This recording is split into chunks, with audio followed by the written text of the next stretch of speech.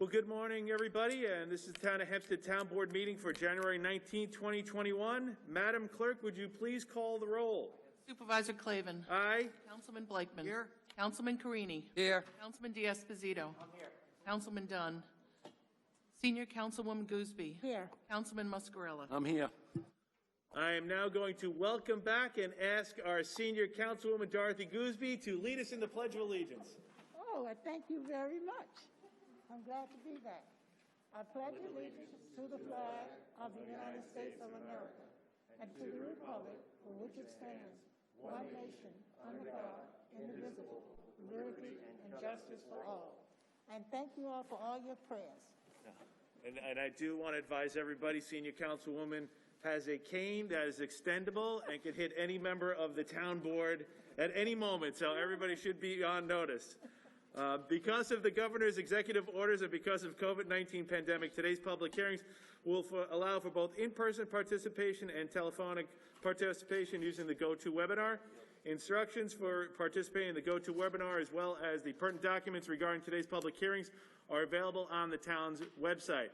After the call of each public hearing, the public who are at Town Hall will first make their comments, and then our participants on the GoToWebinar will be allowed. All participants on the GoToWebinar must pay attention to the case called by our esteemed town clerk.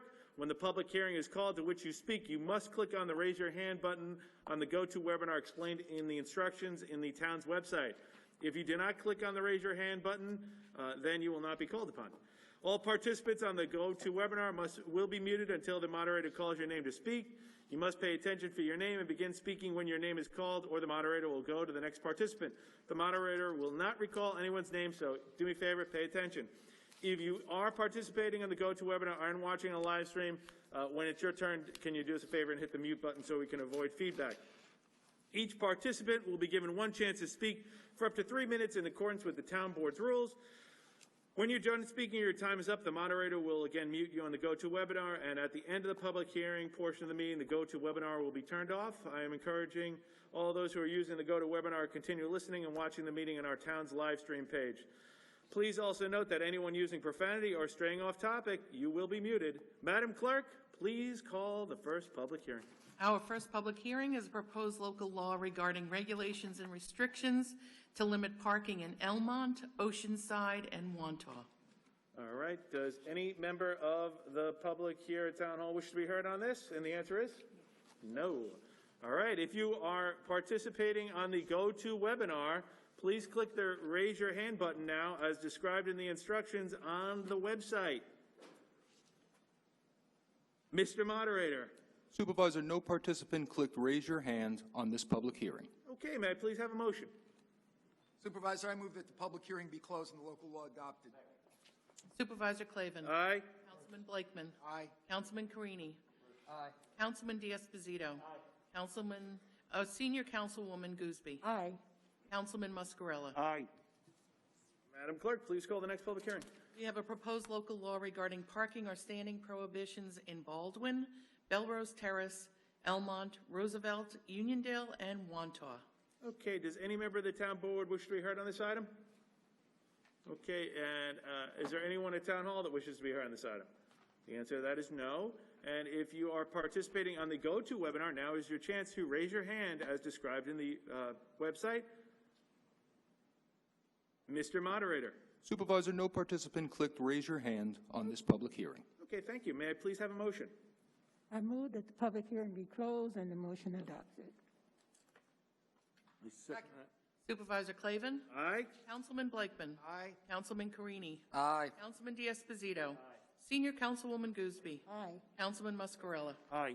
Madam Clerk, please call the next public hearing. We have a proposed local law regarding arterial stops in Franklin Square and Uniondale.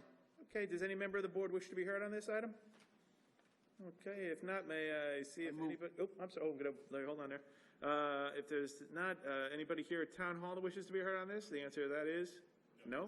Okay, now is your chance, if you're participating on the GoToWebinar, to please raise your hand. Mr. Moderator. Supervisor, no participant clicked Raise Your Hand on this public hearing. Okay, may I please have a motion? I move to adopt the item. Second. Supervisor Clavin. Aye. Councilman Blakeman. Aye. Councilman Carini. Aye. Councilman D'Esposito. Senior Councilwoman Gooseby. Aye. Councilman Muscarella. Aye. Madam Clerk, please call the next item. We have a proposed local law regarding traffic regulations in the vicinity of schools in Baldwin. Okay, does any member of the board wish to be heard on this item? Okay, if not, is there anyone in Town Hall wishes to be heard on this item? No, there is not. Now, if you're participating in the GoTo webinar, we ask you to please click the Raise Your Hand button on the webpage. Mr. Moderator. Supervisor, no participant clicked raise your hand on this public hearing. Okay, may I please have a motion? I move that the public hearing be closed and the motion adopted. Second. Supervisor Clavin. Aye. Councilman Blakeman. Aye. Councilman Carini. Aye. Councilman Diaz-Pasito. Senior Councilwoman Gooseby. Aye. Councilman Muscarella. Aye. Madam Clerk, please call the next public hearing. We have the proposed handicap parking on public streets in Elmont and Wantagh. All right, does any member of the board wish to be heard on this item? If not, is there anyone here at Town Hall wishes to be heard on this item? The answer to that is no. Okay. And now, if you are participating in the GoTo webinar, we ask you to please click the Raise Your Hand button. Our esteemed moderator. Supervisor, no participant clicked raise your hand on this public hearing. Okay, may I please have a motion? I make a motion to adopt the item. Second. Supervisor Clavin. Aye. Councilman Blakeman. Aye. Councilman Carini. Aye. Councilman Diaz-Pasito. Senior Councilwoman Gooseby. Aye. Councilman Muscarella. Aye. Okay, Madam Clerk, please call the next public hearing. Our last public hearing is a proposed amendment of Article 8, Section 78 of the Building Zone Ordinance of the Town of Hempstead in relation to two-family dwellings in BA residence districts. And Supervisor, I just want to note for the record that this morning my office received a letter from the Nassau County Planning Commission recommending local determination on that building zone ordinance amendment. Thank you very much, Mr. Covet, as always. Does any member of the board wish to be heard on this item? Okay, if not, I know I saw her slip in. We have case number 6, Diane Madden.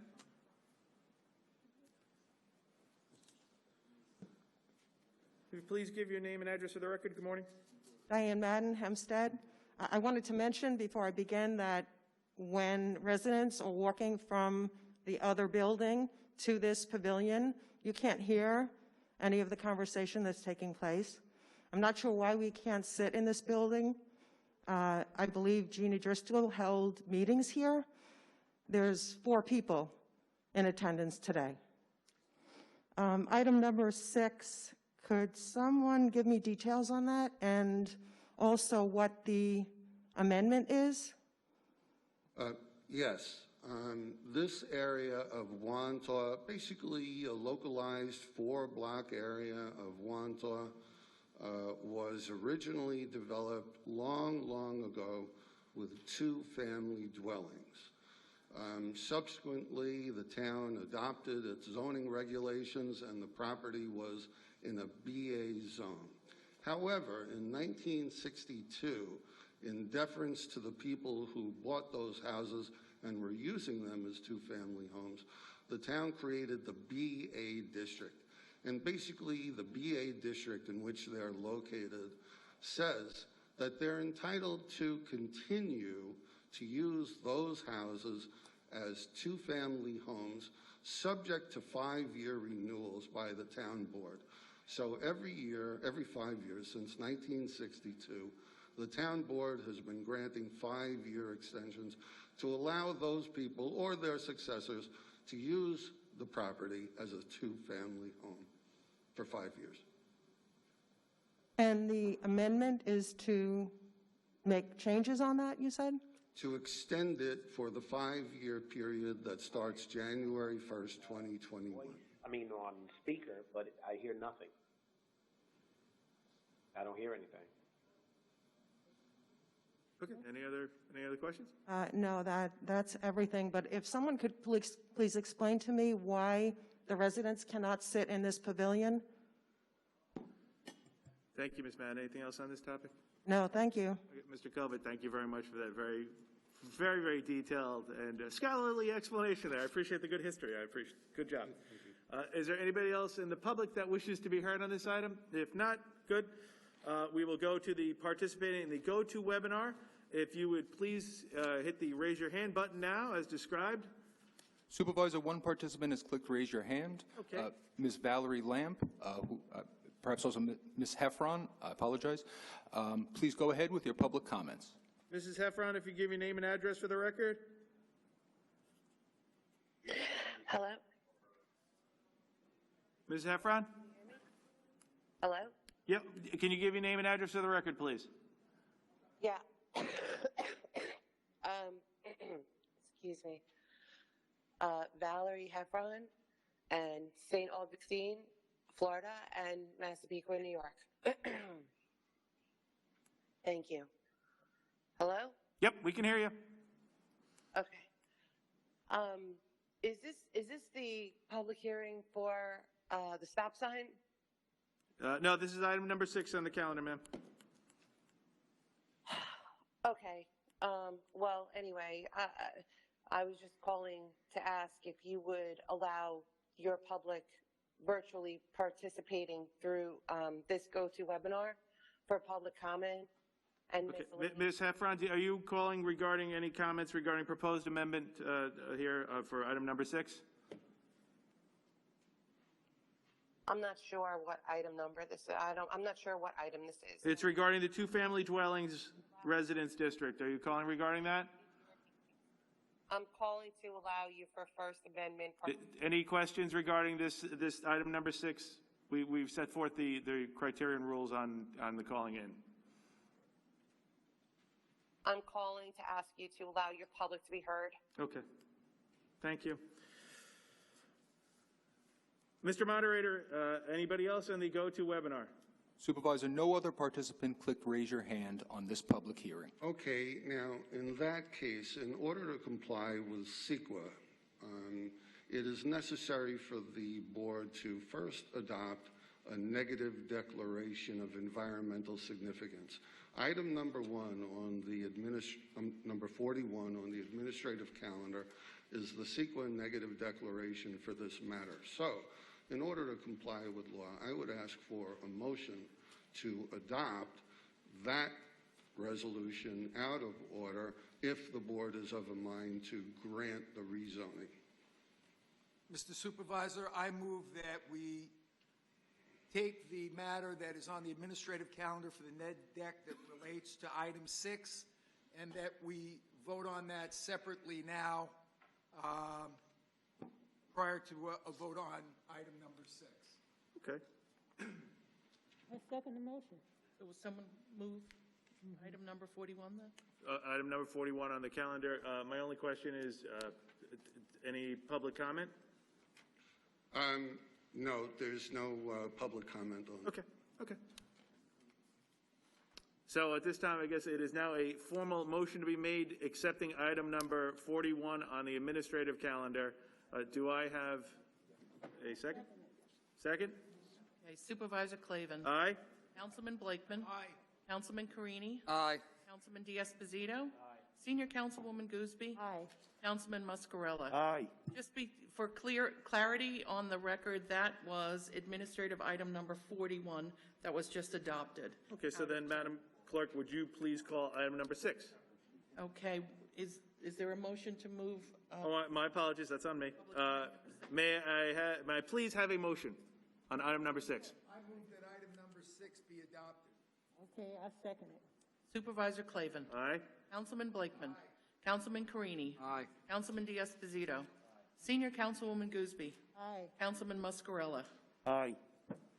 Okay. Supervisor, members of the board, now that the public hearing portion of today's calendar is complete, we will be turning off the GoToWebinar, and we invite all the participants to continue watching and listening to the town board meeting on the Town of Hempstead's live stream found on our website. Thank you very much. Madam Clerk, please call the administrative calendar.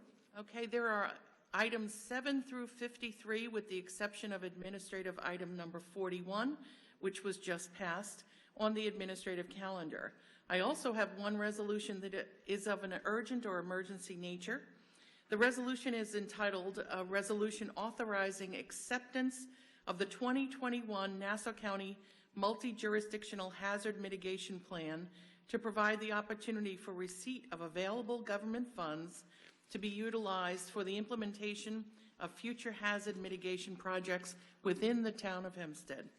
This will be item number 54 on the administrative calendar. Okay. Does any member of the board wish to be heard on the administrative calendar? Okay, I know I have a couple of people checked in for the public. We'll start with a Felix Bercacci.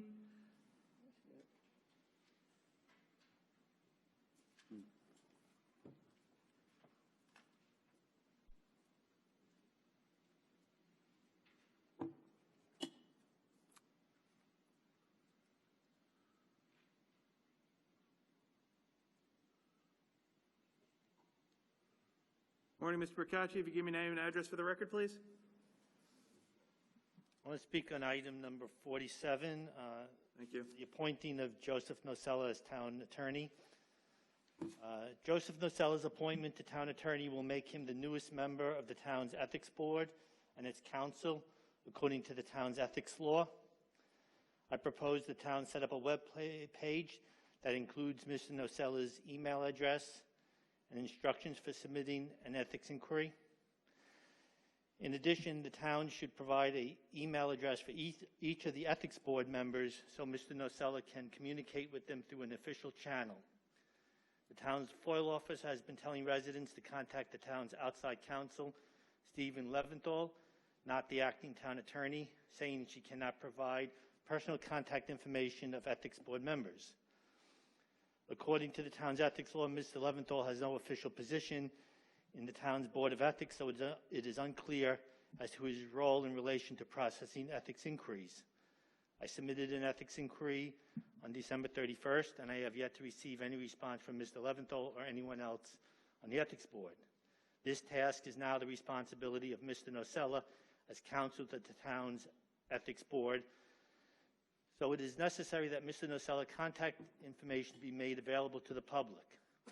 According to the town's ethics law, the Board of Ethics shall acknowledge receipt of all complaints that it receives and shall proceed with reasonable promptness to conduct such investigations thereof as it deems necessary or appropriate. I hope Mr. Nocella takes this task seriously. Thank you. Thank you, Mr. Bercacci.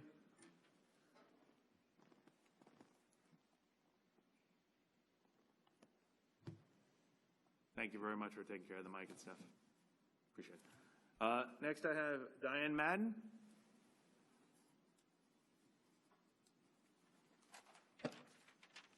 Morning again, name and address for the record. Thank you.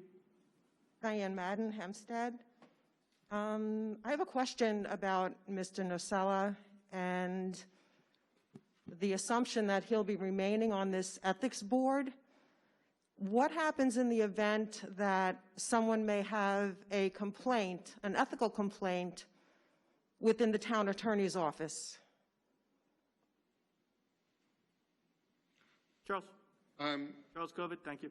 Thank you. If there was an ethics complaint about the town attorney's office, the town attorney's office would not be involved, and we would get a substitute that was neutral and independent. But you don't know who that substitute is? That would be determined on a case-by-case basis. I agree. A case-by-case basis? Yes. So depending on the complaint? I cannot predict who would be the special counsel other than to say that they would be disinterested and independent from the town attorney's office in any manner. Okay. Well, this feels like Groundhog Day, Supervisor Clavin. You're going to do things very differently, and I'm not quite sure why the town attorney would even serve on the ethics board. And that's troubling to me based on the history of this town. So if that is the plan, I think that you should have a substitute available to the public, who that person will be in the event that there are complaints that are received by the ethics board about the town attorney's office. Thank you. Thank you, Ms. Madden. Have a good day. I don't have any other slips on the administrative calendar. Patrick, anybody else? Okay, may I please have a motion on the administrative calendar on its entirety? I move the administrative calendar from all through 53, with the exception of 41, which we've already passed. So, We just clarify the record that's actually administrative item number 54 to include the. Oh, 54, okay. Thank you. 54, all right. Okay. Supervisor Clavin. aye. Councilman Blakeman. Councilman Carini. Aye. Councilman D'Esposito. Senior Councilwoman Gooseby. Aye. Councilman Muscarella. Aye. Okay, may I please have a motion to adjourn? I make a motion to adjourn. Marcellus. Supervisor Clavin. Aye. Councilman Blakeman. Councilman Carini. Aye. Councilman D'Esposito.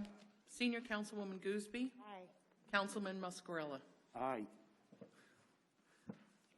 Okay, well, the formal portion of the meeting is over. We now keep tradition of remain to listen to the residents. We'll start with a Stu Kroll.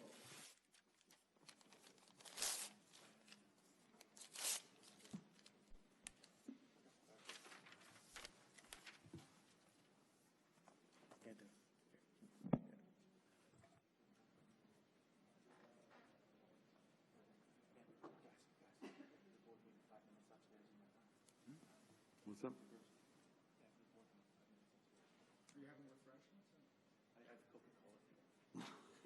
I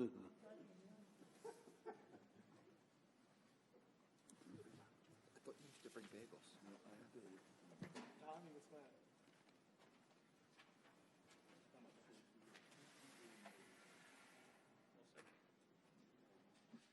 Good morning. If you give your name and address for the record. Stu Kroll, Great Neck. Mr. Clavin, Morning, Mr. Kroll. morning. You have kept tow house closed now for 10 months and counting. There are no volunteers allowed. No kittens can be brought into the shelter, only injured cats. Central Vet has just reopened on an abysmally low number of cats, apparently by appointment. Obviously, trapping cats with, knowing when you're going to trap them is difficult, and the amount of cats is insanely low. Also, I'd like to know, why is it safe to bring cats there, but it's unsafe at Hempstead? If somebody wants to answer that, I'd be happy to hear that. If your excuse of safety is going to fool anybody, I don't suggest they apply to Harvard.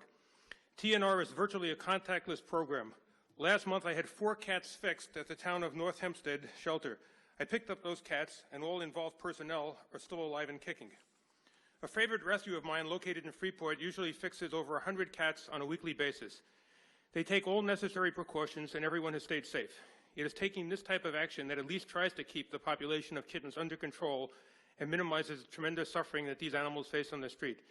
Incidentally, stray cats on the street now are just as indigenous, as my estimation, as raccoons and squirrels due to the failure and indifference of municipalities to fulfill their responsibilities.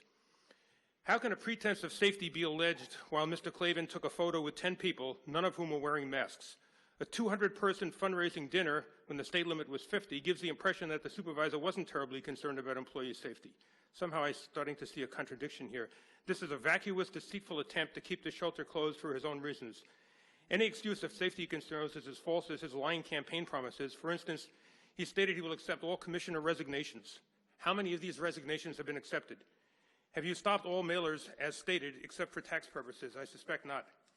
As I recall at the debate for supervisor, you drew quite a laugh when you stated that nepotism and favoritism didn't exist and that all jobs were awarded on the basis of qualifications. First of all, I would like to know how we have a consultant, Ms. Fonte, working on a part-time basis at the shelter for $55 an hour when she lied about the majority of her qualifications. In the private sector, she would have been dismissed immediately for lying. I guess nobody could be bothered checking her qualifications. Strangely enough, Central Vet mentioned to me that they never closed due to a COVID outbreak, and they told me that unequivocally. There was no COVID outbreak. When I asked them if they were still doing spay-neuter, they said as many cats as I could afford to bring, they would fix. This is while the town program was not operating at all. For those that could pay full price, the program was safe and had sufficient technicians. So I would again like to know why our program is closed when everybody else's is open, even the one you contracted it to. I mean, it's really absurd. It is not only is it wrong, but this is a subsidized program at the cost of $5.5 million annual budget. In summation, Mr. Clavin, your premise is that no taxpayers are paying sufficient attention to your duplicity. Your actions completely contradict your words. The smooth-running TNR program has been abandoned due to a patently obvious phony reason of safety concerns. Thank you, Mr. Kroll. Hey, Mr. Kroll, can we get your address for the record? I'm sorry, what? Can we just please get your address for the record? I said in Great Neck. Okay. All right. Thank you. You're very welcome. But Next, we'll have Mr. Kroll. Thank you. There are two Next, possibilities. no, Mr. Kroll. Thank you. One of which. No, Mr. Kroll. Thank you. Thank you, Mr. Kroll. Thank you. I've got to go back my jacket that way. Please be safe. If you give a second there, we can wipe down the mic and everything.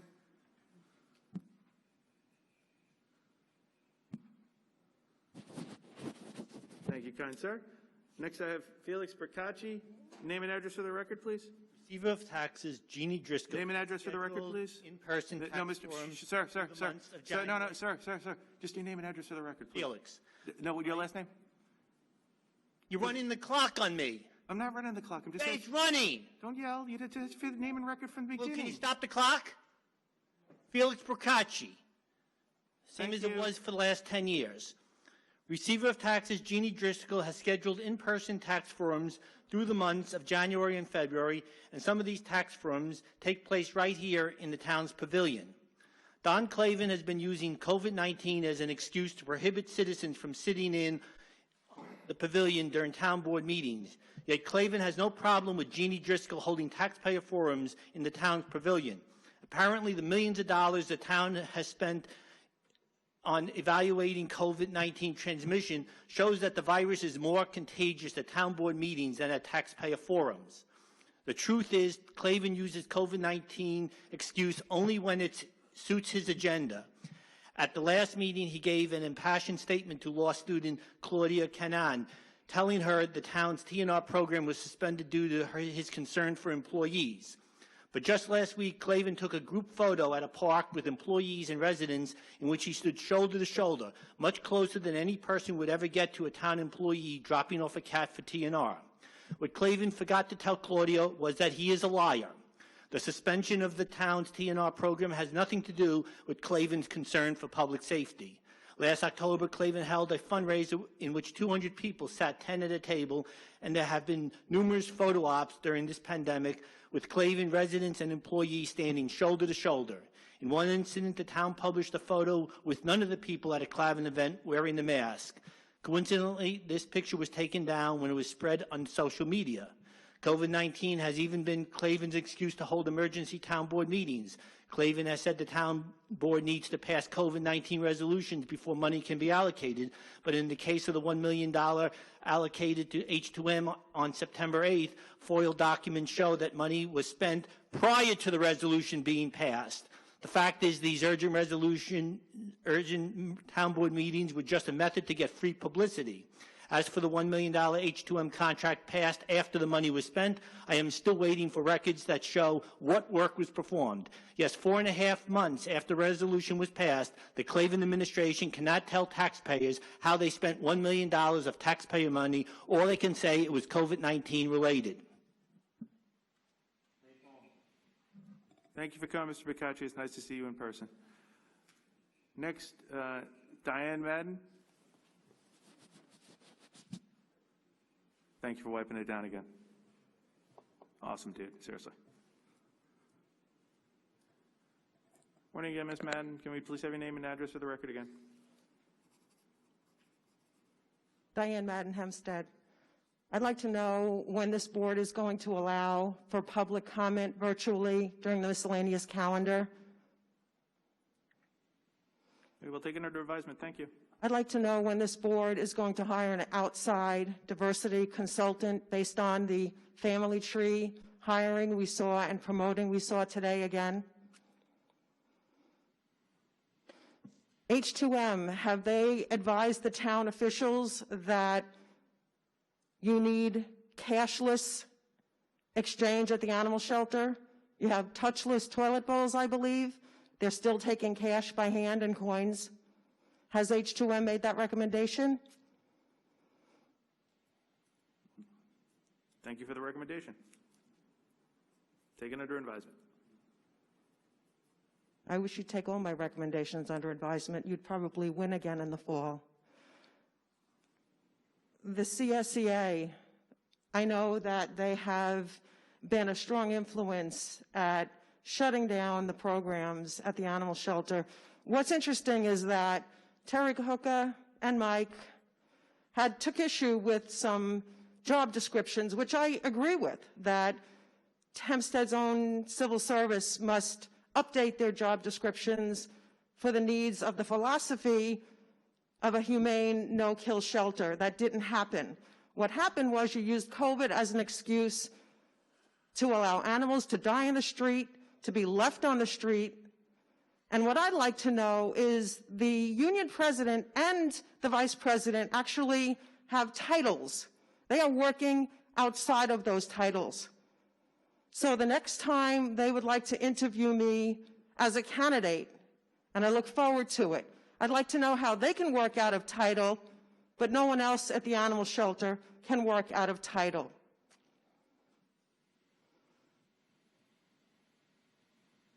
As far as CVA, it's not only despicable as a contracted service that's in violation of what they agreed to, but has caused immense suffering, and suffering we haven't even seen yet.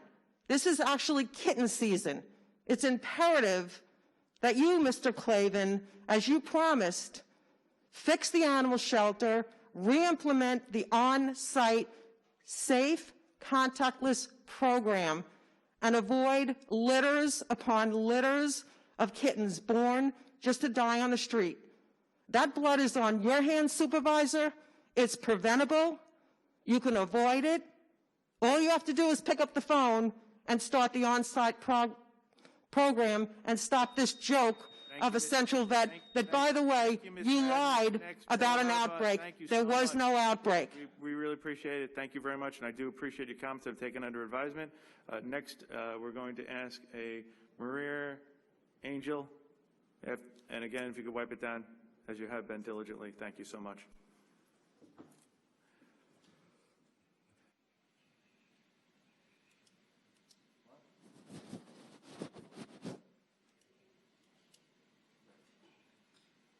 Good morning, Ms. Angel. If you give your name and address for the record, please. Good morning, Maria. Oh, my address, Oceanside. I have been here numerous times, and I want to read to you the proof that my cat was illegally seized by the town. Animal point in time is called the document. On 2/15/2020, at 1:46 p.m., size medium, appears normal. These are characteristics of my cat on the name Mickey Mama. On her number is here, and they all appear on the Town of Hempstead Animal Shelter Adoption Center. Well, if the adoption center has a record of my cat appearing normal, then the lies, then the denials are false. The denials that my cat was never there are false. And the seizure of my cat is fraudulent. And the refusal of the Town of Hempstead to return my cat is inexcusable. I want to pick up my cat, and by the way, no FOIL documents are being provided. And my posters, lost cat posters, continue to be removed wherever I place them. So these are the actions of people who have nothing to hide. When can I pick up my cat, is my question. Ma'am, can I ask you just a couple questions? I know that we spoke during last meeting, and you've been in contact with my office, and you do live in Oceanside, which I am proud to represent. I have not been in contact in a meaningful way with your staff. I proposed to meet with Mr. Pastore. It was agreed, and then it was canceled. Right, but you were off. Go ahead, I'll let you finish. So we could very well meet now if you insist that. Well, I'm not insisting that we meet. What I'm trying to point out. My cat back. When you're done, you let me know, and I'll continue. Okay, continue. All right. What I'm trying to point out is that the staff here, not only my staff, but the Supervisors Council has reached out to you on numerous occasions. There was a discussion that was had that you guys could have a meeting in person. That was, I think, a couple months ago. Then there was a substantial spike in COVID. So for the protection, they offered to have a virtual meeting on Zoom. The meeting was set up. I know that there was a meeting in person that was canceled. They offered to set up a Zoom meeting with everyone that you need to speak to, from attorneys to our director at the shelter to our commissioner of general services, and it seems like there's a halt there. So how can I assist in getting everyone on a Zoom call so we can figure out what's going on and you don't have to, I mean, not that I don't mind seeing you, but I'm sure that, not that I mind seeing you, but I'm sure that you have better ways to spend your day.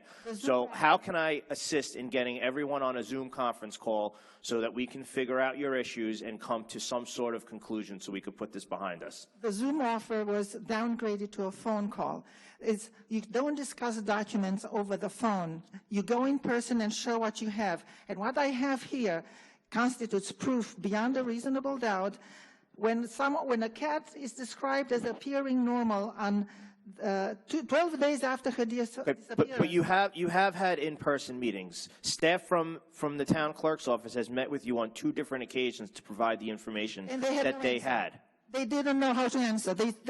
Right, but that's the information that they have, whether it's what you like or not, ma'am. That's the information that they have. So what I'm trying to do now is I'm trying to move this forward. I'm trying to get us on a conference call. We all know the information. We all know the paperwork. We all know the documents that we have. Let's get everyone on a conference call so we can discuss this and move forward. No, conference call doesn't do it. I have provided my documents. I want to talk about the evidence that the town has. I don't want to talk about my evidence. I already know I have it, and it's here. And the town refuses to see it and gives me offers that are meaningless. I want to meet with Mr. Pastore, and I want him to turn over all the documents that he has been withheld for all this time. He has not provided the documents I requested on the FOIL. So the whole thing is a sham. I have proof that she was adopted at the shelter, so you cannot, or through the shelter. I have proof, so you cannot say that everything has been done and I didn't grasp it or something. You cannot say that.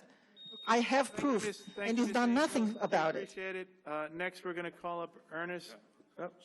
So you're not doing anything again. Ms. Angel, thank you so much. We appreciate you taking the time. Kelly Shewart.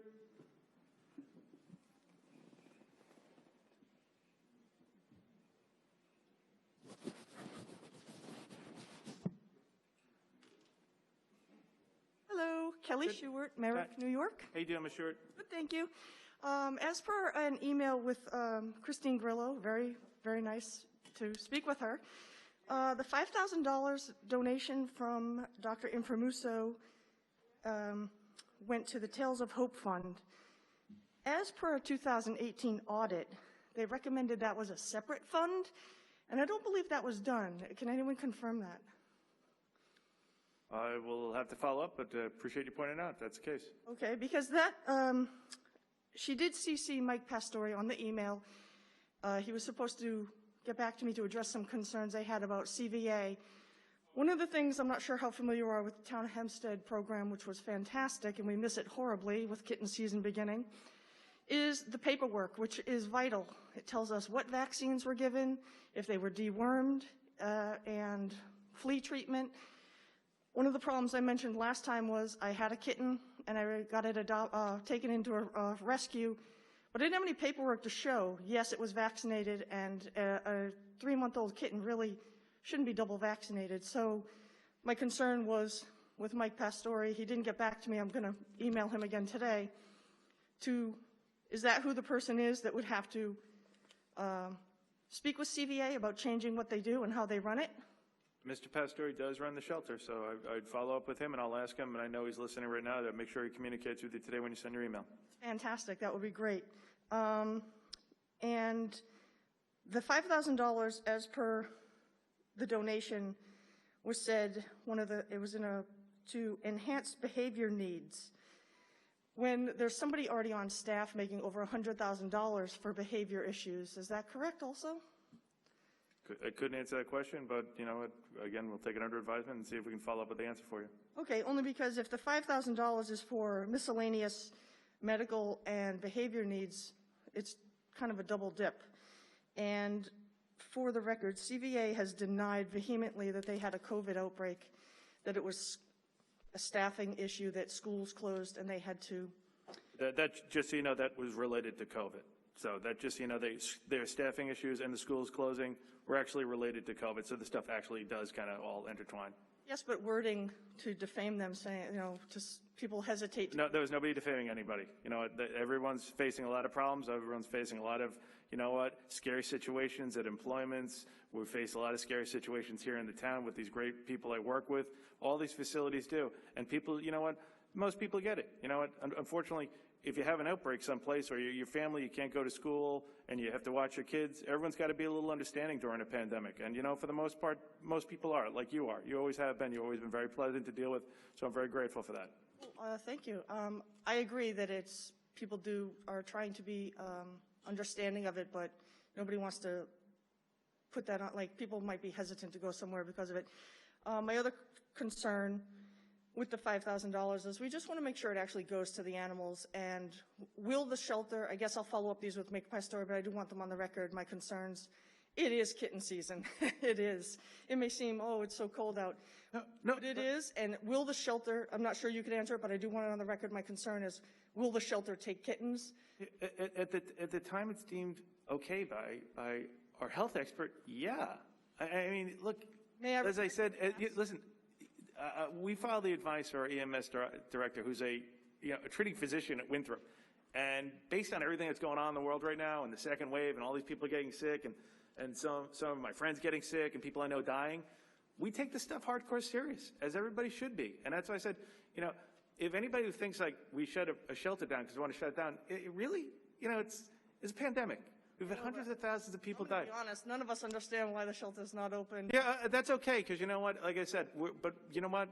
My obligation is to the men and women I work with and their safety. And I'll tell you something right now, it is absolutely paramount in my life.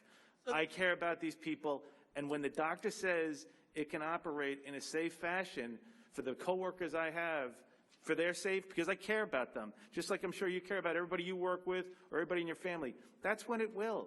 And we should all really focus on that. It's about the well-being and safety of men and women who come in every single week and every single day and are putting it out there and have been coming in during this entire pandemic. And I said, when the doctor says, you know what, we're at a point, and you know what, God bless we're having vaccinations. It means we're getting closer to it. I wish everybody could get a vaccination tomorrow. Obviously, based on the numbers you see from being designated from the county, they're giving out like a handful and they want to celebrate it. We have to vaccinate people, get people healthy, and that's when stuff will crank it open again. So, people just have to have an understanding. But in all due respect, I don't want to hear about anybody I work with getting sick anymore. I don't want to hear about anybody I work with dying anymore, and I have to go to a funeral, or I have to write a note to the family, or I have to say goodbye to them. Listen, I'm not up for it, so I'm going to really do everything I can to safeguard the people I work with in the town, as well as the residents who use these town facilities. And frankly, Dr. Dave and all the people we've worked together, I think have done a phenomenal job. And I'm proud of everything he's done. I'm proud of everything that Parks has done, that DGS has done, that public safety, that water, that sanitation. These men and women are out there doing a yeoman's job. So when the doctor deems it's okay to let the public in there again, trust me, you'll know, because we'll do it with great fanfare, and it'll be a blessing when that day comes, because that means we've really turned a corner in a pandemic where we've lost. They're talking about now, potentially by the end of March, 500,000 people. This is serious stuff. So we're going to do what we have to do. Okay.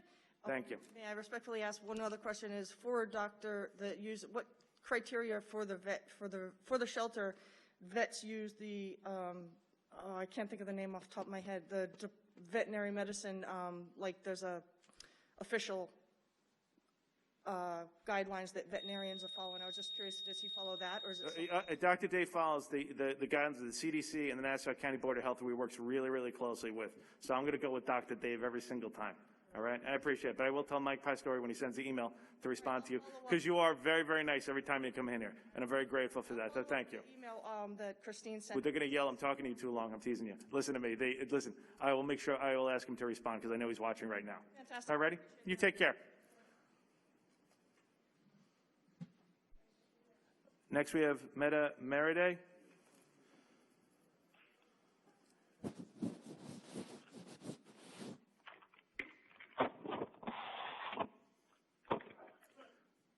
Good morning, Ms. Merida. If you give your name and address for the record, please. Good morning. Rita Merida Baldwin.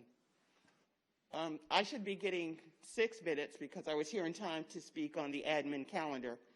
And since largely this is in violation of the open meetings law and so few residents are given the opportunity to speak, I should be provided with that request.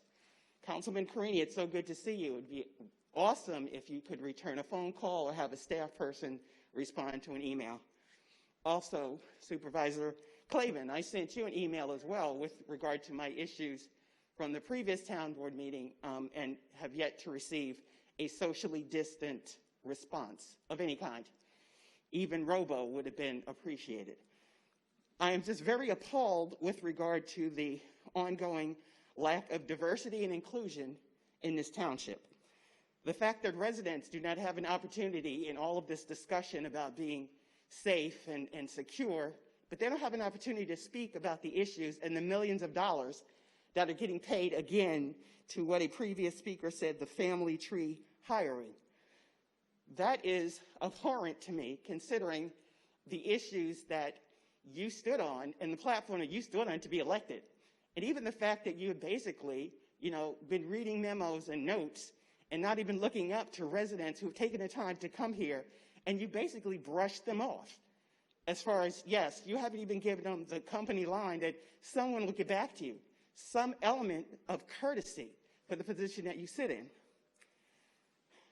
We're seeing millions of dollars that our federal and state taxes have secured for this township that are not going in our communities. I should be able to have the opportunity, as with other residents, for those of us who are out there on the front lines, trying to, as you said, keep people safe and keep people getting access to the resources that they're not getting. I had to drive people around just to show them where the sites are for vaccines that they can't get, for resources that they don't have access to, for rent money, for rent assistance.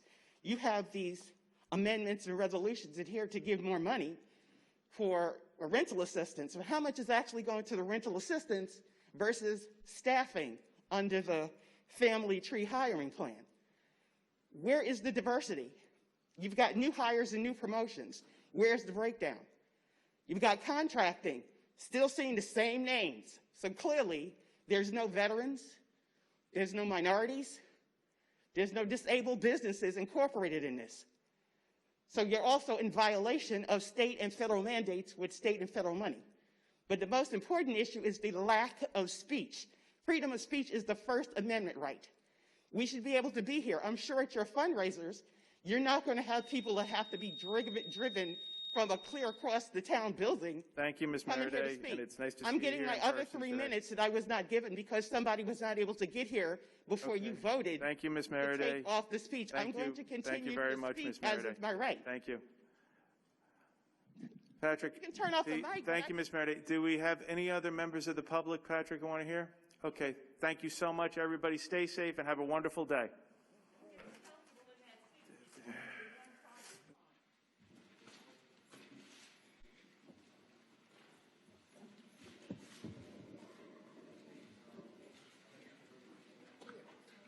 Hey, Anthony, did you give her the cat back for